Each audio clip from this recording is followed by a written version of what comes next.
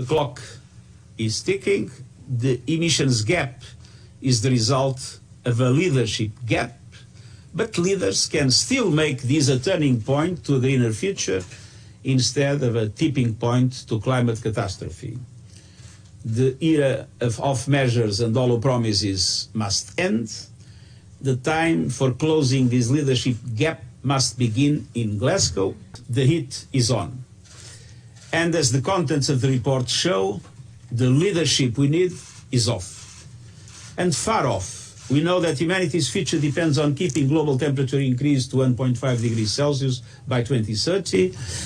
And we also know that so far, parties to the Paris Agreement are utterly failing to keep this target within reach.